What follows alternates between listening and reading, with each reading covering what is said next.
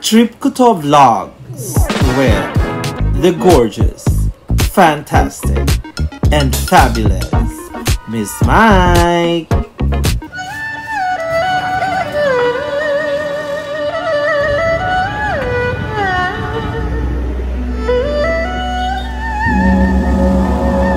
Hello guys, welcome to my channel. So true indeed to my outfit. We are here in the Chinatown of Vietnam or Saigon. So tingnan natin guys kung anong itsura kasi of course this is my first time and di ba in every country merong Chinatown. So magtingin tayo kung ano yung mga available na pwedeng mabili dito. So ayan guys, tingnan nyo na lang. So ito guys, tingnan natin kung ano mga pwedeng mabili dito na wala sa mga napuntahan na natin dito sa Vietnam. Tapos tingnan natin yung mga presyo kung kamusta naman. Malay mo mas mura. Tapos kung mas mura at mas maganda, edi maganda kasi papapamura tayo. So tingnan natin what's here that's not available in other places, or let's check the price para malaki pa pala nun sa likod ni Eki. Tanongin ko saan yung food. Oh, ayan. So, alam, let's ask. Ako. So yun guys, dito daw sa likod yung yung restaurant. Pero dito na saan tayo dadaan? Baka may CR diyan na makita tayo. Let's look dito tayo, Reg. Let's look for the CR first para makaihi bago kumain ng mga clavitilia Badeska. Charet! Ayan, so ito mga stock toys para sa mga pamangkin ko. Kaso lang, very space. Ito na, nakita lang tayo dito kung meron. Oo.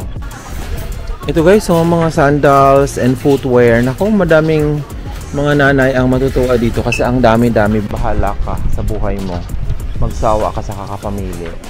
I'm sure mura. So yun, pero hahanapin muna namin guys yung kainan kasi kakain kami ng lunch. Now, hopefully, merong mga authentic Chinese restaurant para makakapagpahinga sa Vietnamese food. So, papunta na kami guys dito sa parang mga kainan. Hopefully, masarap ang mga choices of the Pudamba para we'll enjoy the Pudamba Mayora. Pudamba Mayore. Ganun. So, dito daw guys yung yung mga kainan. Malaki siya, kaso lang para din siyang divisoria na ang daming mga paninda, ang mura. Mamaya magtitingin-tingin sila kasi ako naman ay hindi naman ako bibili ng mga kung ano. So, ito ang dami. Ayan, so let's look around. Ayan ang mga La Fleur.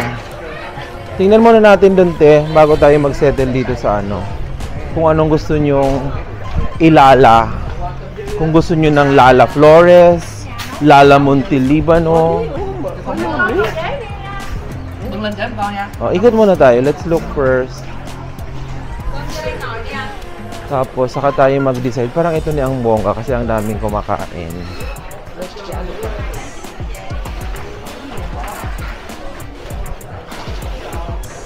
Okay, ang pagkain dito guys, mga dito nga mukhang dito na lang tayo kumain kasi tried and tested na para hindi tayo mga ulam-ulam siya nis.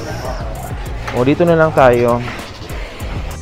Ito yung mga lafang guys, pork, may vegetables na, tapos ayan. So tikman natin kung ano ang lasa. Tikman natin yung sabaw. Ang sabaw is cabbage, kaya lasang-lasang cabbage, very fresh lang. Tapos ito yung sili, katulad din sa atin sa Pilipinas. Tapos ano pa ba, tikman ko muna yung ihalo. Natin yung tingnan natin kung anong lasa nung muna kasi may kasama na guys na may kasama na veggies yung order. Tikman natin yung veggies lang. Harap. Tapos di ba ako mahilig ako sa taba guys. Ayan may mga taba yung yung pork. So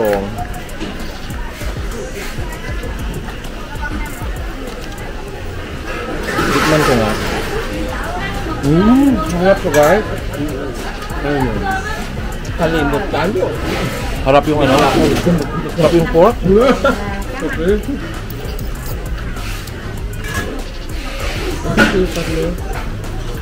Tapos tikman natin tong fried, ano nila, fried fish. Yan guys.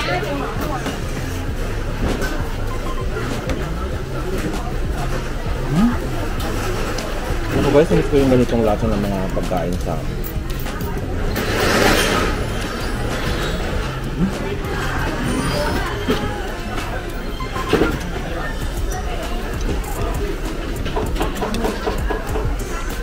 harap. Kain muna ka mga kapatid ha. So tapos na kami guys kumain. Ito naman ang mga lola nyo. We're walking here in the bag section. Pero one thing, hindi siya iba yung iba yung pagkakagawa compare doon sa Saigon Square kasi dito iba rin namang mga collection. So they are not the same. Oo. Ito MKO, Michael Kors. So ibang siya, iba siyang gawa. Different designs, different materials, different brands. Ganun ang eksena. So, I'm sure pati yung mga mga slippers iba din gawa, iba din. Kasi yung mga nasa Saigon Center parang akala mo mga totoo na. Ito alam mo talaga na hindi totoo pero I'm sure mura din naman siya. So, nandito na kami sa mga tsinelas. Tapos saan pa ba? So, dito. So, let's go here. And then, when are we going na? Ayan. Tapos, ito mga luggages. I'm sure mura. Mga luggage. Bango.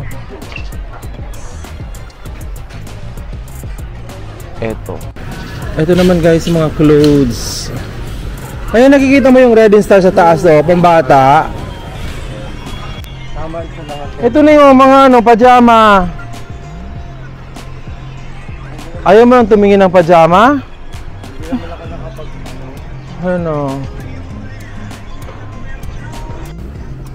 So ito mga damit, different collections din. Ito bango. Tapos ayan, ganun ang mga eksena dito. Ayun. Ito naman mga kapatid clothes pero mga pambata. Ayan, kasi this is clothes section sa second floor. So parang ang dating guys is parang siyang wholesale. So kung gusto mo magtinda sa ibang lugar sa bansa niyo, dito ka mamili, wholesale siya.